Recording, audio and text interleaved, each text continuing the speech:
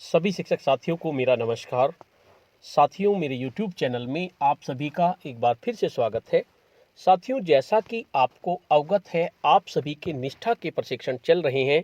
ये प्रशिक्षण आपके 15 जनवरी 2021 तक चलेंगे। कुल मिलाकर आपको 18 प्रशिक्षण कंप्लीट करने हैं। जब आपके 18 प्रशिक्षण कंप्लीट हो जाएंगे, उसके बाद आपको एक ऑनलाइन कॉम्पिटेंसी टेस्ट देना होगा, जिसमें आपको 60% मार्क्स लाना अनिवार्य होगा। जो शिक्षक साथी इस टेस्ट में 60% मार्क्स ले आएंगे, उनको निष्ठा की तरफ से प्रमाण पत्र दिया जाएगा। तो साथियों, जरूरी है जितने भी हम प्रशिक्षण कर रहे हैं उनको ध्यान से करें। प्रत्येक प्रशिक्षण के नोट्स बनाते चलें। इसके साथ साथ प्रशिक्षण के अंतर्गत आए मुख्य प्रश्नों को भी लिखते चलें। तो साथियों, आज की इस वीडियो में हम मॉड्यूल नंबर 14 विद्यालयी शिक्षा में नई पहल के अति महत्वपूर्ण प्रश्नों को लेंगे, जो आगामी आकलन परीक्षा में आपसे पूछे जा सकते हैं। इसके साथ साथ आप इन प्रश्नों की पीडीएफ को भी डाउनलोड कर सकते हैं। पीडीएफ को डाउनलोड करने का लिंक आपको वीडियो के डिस्क्रिप्शन बॉक्स में मिल जाएगा। इसके साथ साथ ये पीडीएफ आपकी पासवर्ड से प्रोटेक्टेड है। मैंने इसको पासवर्ड से प्रोटेक्टेड करके गूगल ड्राइव पे डाल दिया है, क्योंकि इतनी सारी पीडीएफ रखना मेरे लिए भी संभव नहीं है। फ़ोन की मेमोरी भर जाती है, तो इसमें मैंने पासवर्ड लगाकर गूगल ड्राइव पे डाल दिया। वीडियो के दौरान मैं आपको पासवर्ड बता दूंगा, जिसकी मदद से आप इस पीडीएफ को ओपन कर सकते हैं, डाउनलोड कर सकते हैं। ये महत्वपूर्ण प्रश्न हमें शैलेंद्र सिंह बालिंदु, जो आपके सीधी डिस्ट्रिक्ट से हैं, मध्य प्रदेश के बहुत ही होनहार शिक्षक हैं और बहुत ही मेहनती शिक्षक हैं, उन्होंने भेजे हैं। इसके लिए शैलेंद्र सिंह बालिंदु जी को बहुत बहुत धन्यवाद कि उन्होंने इतने सुंदर प्रश्न बनाए और उसको मुझे मेरे चैनल पे अपलोड करने के लिए उपलब्ध कराया। साथियों, वीडियो को शुरू करने से पहले मैं आपको बता देना चाहता हूं, अगर आप चाहते हैं इस तरह की इन्फॉर्मेटिव वीडियो आपको एक प्लेटफार्म पर मिले, तो उसके लिए मैंने इन्फॉर्मेटिव वीडियो व्हाट्सएप ग्रुप और इन्फॉर्मेटिव वीडियो टेलीग्राम ग्रुप बनाए हुए हैं। आप चाहें तो मेरे ग्रुप से जुड़ सकते हैं। ग्रुप का लिंक आपको वीडियो के डिस्क्रिप्शन बॉक्स में मिल जाएगा, जिस पे क्लिक करके आप उससे जुड़ सकते हैं। तो चलिए जानते हैं किस तरह के प्रश्न शैलेंद्र सिंह जी ने बनाए हैं। कोर्स 14 के सामान्य प्रश्न। शिक्षक शैलेंद्र सिंह बालेंदु, सीधी, मध्य प्रदेश। तो पहला प्रश्न है, कोर्स 14 का नाम क्या है? तो कोर्स 14 हमारा विद्यालयी शिक्षा में नई पहल, इसका नाम है। दूसरा प्रश्न है, कोर्स 14 के क्या उद्देश्य हैं?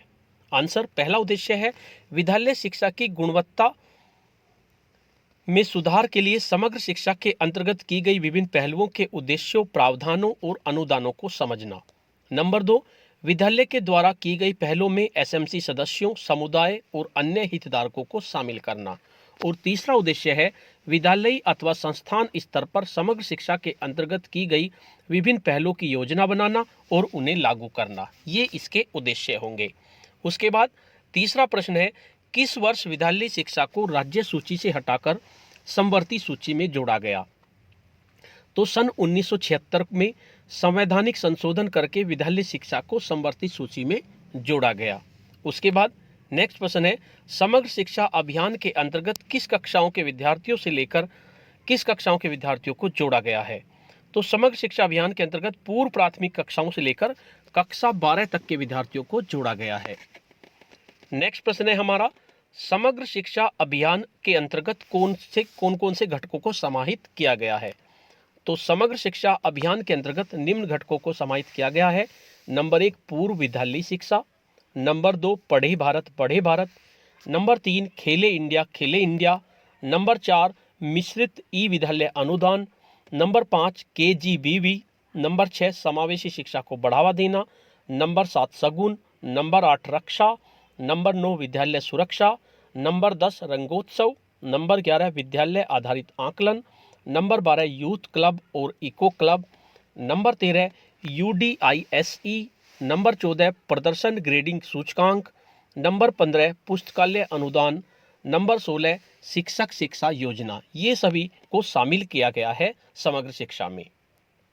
नेक्स्ट प्रश्न है आपका, समग्र शिक्षा अभियान के अंतर्गत पूर्व विद्यालय शिक्षा कार्यक्रम कितनी अवधि का है? तो समग्र शिक्षा अभियान के अंतर्गत पूर्व विद्यालय शिक्षा कार्यक्रम हमारा 2 साल की अवधि का है। 4 से 6 वर्ष के लिए आयु वर्ग के बच्चों के लिए हमारा है। उसके बाद नेक्स्ट प्रश्न है आपका, समग्र शिक्षा अभियान के अंतर्गत प्राथमिक एवं उच्चतर माध्यमिक स्तर के विद्यालयों में पुस्तकालय अनुदान की राशि कितनी प्रदान की जाती है? तो इसका आंसर होगा पुस्तकालय अनुदान हेतु प्राथमिक स्तर हेतु 5,000 रुपये और उच्चतर माध्यमिक स्तर के लिए 20,000 रुपये वार्षिक आवर्ती पुस्तकालय वार्षिक धनराशि जो है आपकी पुस्तकालय के अनुदान के लिए प्रदान की जाती है। उसके बाद नेक्स्ट प्रश्न देखते हैं। समग्र शिक्षा अभियान के अंतर्गत खेले भारत में आउटडोर इंडोर खेलों हेतु प्राथमिक, उच्च प्राथमिक व उच्च माध्यमिक हेतु कितनी राशियों का प्रावधान किया गया है? तो समग्र शिक्षा अभियान के अंतर्गत प्राथमिक स्तर हेतु 5,000 रुपये, उच्च प्राथमिक स्तर हेतु 10,000 रुपये और उच्चतर माध्यमिक के लिए 25,000 रुपये तक का अनुदान प्रदान किया गया है।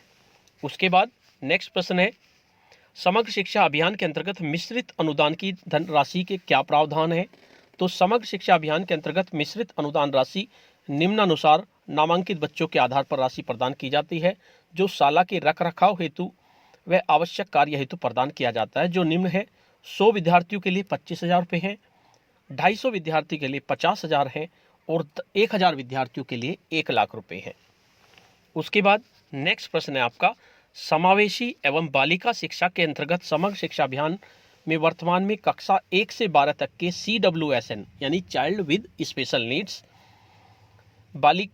बालिकाओं को प्रति माह कितने रुपए वजीफे का प्रावधान है? तो वर्तमान में CWSN बालिकाएं जो कक्षा 1 से 12 तक में अध्ययनरत हैं, उन सभी को 200 रुपये प्रति माह देने का प्रावधान है। नेक्स्ट प्रश्न है, आत्मरक्षा प्रशिक्षण हेतु क्या प्रावधान है? लड़कियों के खिलाफ बढ़ते अपराधों से बचाव व सुरक्षा सुनिश्चित करने के लिए स्कूलों में आत्मरक्षा प्रशिक्षण प्रदान किया जा रहा है।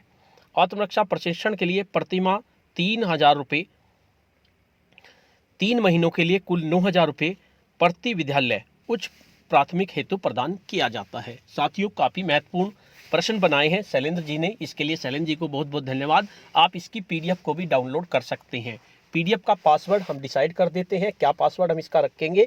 तो इसकी PDF का पासवर्ड मैं रखूंगा, क्योंकि 14 के क्वेश्चंस हैं, तो इसका पासवर्ड भी हम आसान सा ही रखेंगे। इसका पासवर्ड रख देते हैं 14 क्वेश्चंस 14, पहले आप 1 लिखेंगे, फिर 4 लिखेंगे और फिर क्वेश्चंस QUESTIONS। आपको सभी स्मॉल लेटर का यूज करना है, कैपिटल लेटर्स आपको एक भी यूज नहीं करना और स्पेस भी नहीं देना। आपको 14 क्वेश्चन लिखेंगे तो आपका पासवर्ड से ये डाउनलोड आपकी हो जाएगी। नेक्स्ट देखते हैं क्या क्या दिया गया है। विद्यालय में बच्चों के शारीरिक हिंसाओं के निवारण के लिए कौन से कानून बनाए गए हैं? विद्यालय सुरक्षा का मुद्दा शारीरिक दंड से परे शारीरिक हिंसाएं, यौन मनोवैज्ञानिक और भावनाएं हिंसाओं के प्रति 0 से 18 वर्ष के बच्चों के लिए पॉक्सो एक्ट 2012 और JJ एक्ट है। नेक्स्ट प्रश्न है आपका प्रश्न नंबर 13, क्या रंगोत्सव को समग्र शिक्षा के तहत सांस्कृतिक और पर्यावरण संबंधी घटकों में शामिल किया गया है? हाँ, रंगोत्सव की समग्र शिक्षा के तहत सांस्कृतिक और पर्यावरण संबंधी घटकों में शामिल है। इसका मुख्य उद्देश्य एक भारत श्रेष्ठ भारत के लक्ष्यों को प्राप्त करने के लिए सुनियोजित गतिविधियों के माध्यम से राष्ट्रीय एकता की भावना को बढ़ावा देना आदि आदि। उसके बाद नेक्स्ट प्रश्न है, शिक्षा मंत्रालय द्वारा सगुन पोर्टल का उद्घाटन कब किया गया और इसके कितने मॉड्यूल हैं? तो 18 जनवरी सन 2017 को शिक्षा मंत्रालय द्वारा सगुन पोर्टल का उद्घाटन किया गया और इसमें 2 मॉड्यूल हैं। नंबर 1 नवाचार भंडार यानी डिपॉजिटरी और ऑनलाइन निगरानी। नेक्स्ट प्रश्न है प्रश्न नंबर 15 आपका, किस वर्ष NAS की परीक्षा आयोजित की गई और उसके क्या उद्देश्य थे? सन 2017 में NAS की परीक्षा आयोजित की गई, जिसका उद्देश्य बच्चों के सीखने के परिणामों का निष्पक्ष रूप से मूल्यांकन करना था। नेक्स्ट प्रश्न है, भारत में शिक्षकों के लिए राष्ट्रीय पुरस्कार की शुरुआत कब से कितने शिक्षकों को और किसके नाम और जन्मदिन से उद्घोषित है? सन 1960 में भारत के पूर्व राष्ट्रपति डॉक्टर सर्वपल्ली राधाकृष्णन के जन्मदिन पर 45 शिक्षकों को प्रतिवर्ष पुरस्कृत किया जाता है। तो साथियों, काफ़ी महत्वपूर्ण प्रश्न है। मैं इसका पासवर्ड भी आपको बता दिया हूँ, एक बार मैं इसका पासवर्ड फिर दोबारा से बता देता हूँ। उस पासवर्ड की मदद से आप इसको डाउनलोड कर लीजिए। इसका पासवर्ड होगा 14 क्वेश्चंस यानी 14, उसके बाद क्वेश्चंस QUESTIONS। आपको सभी स्मॉल लेटर्स का यूज करना है। आगे देखते हैं क्या प्रश्न है। नेक्स्ट प्रश्न है, स्वस्थ विद्यालय पुरस्कार योजना की शुरुआत किस वर्ष से प्रारंभ की गई और इसमें पुरस्कार की राशि कितनी है? स्वच्छ विद्यालय पुरस्कार योजना सन 2016-17 में लागू की गई और इसमें 50,000 रुपये तक पुरस्कार की राशि नियत की गई है। नेक्स्ट प्रश्न है, स्वर्गीय विक्रम भाई बधेगा किस राज्य के शिक्षक थे? तो सर के गिजुभाई बधेका, गिजुभाई बधेका गुजरात राज्य के शिक्षक थे, किंतु पूरे देश को एक अच्छी शिक्षा की सीख छोड़ गए। नेक्स्ट प्रश्न है, ई विद्या वाहिनी किस राज्य में संचालित है? तो ई विद्या वाहिनी झारखंड राज्य में संचालित है। नेक्स्ट है, हमारा घर हमारा विद्यालय किस राज्य में कोविड-19 के समय संचालित है? तो कोविड-19 महामारी के चलते बच्चों के सीखने के स्तर में गिरावट न आई, मध्य प्रदेश सरकार की शिक्षण व्यवस्था को देखरेख करने वाली संस्था राज्य शिक्षा केंद्र भोपाल द्वारा विभिन्न कार्यक्रमों के माध्यम से हमारा घर हमारा विद्यालय कार्यक्रम का संचालन किया जा रहा है। नेक्स्ट प्रश्न है, मिशन प्रेरणा किस राज्य में लागू किया गया है? तो मिशन प्रेरणा उत्तर प्रदेश राज्य में लागू किया गया है। इसमें कक्षा 1 से 5 तक के प्रत्येक विद्यार्थियों को सन 2022 तक मूलभूत शिक्षा प्राप्त करने का लक्ष्य रखा गया है। तो काफ़ी सुंदर नोट्स बनाए हैं शैलेंद्र सिंह बालिंदु जी ने, जो सीधी डिस्ट्रिक्ट से हैं। बहुत ही अच्छे नोट्स बनाते हैं, इसके लिए शैलेंद्र जी को बहुत बहुत धन्यवाद। साथियों, आपको ये वीडियो कैसी लगी? अगर आपको ये वीडियो अच्छी लगी तो इस वीडियो को लाइक कीजिए, शेयर कीजिए और वीडियो पे कमेंट्स कीजिए। और अगर आप मेरे चैनल पे नए हैं, पहली बार मेरे चैनल को देख रहे हैं, तो चैनल को सब्सक्राइब कर लीजिए और बेल के आइकन को प्रेस कर दीजिए, जिससे कि आपको नेक्स्ट वीडियो का नोटिफिकेशन मिल सके। धन्यवाद।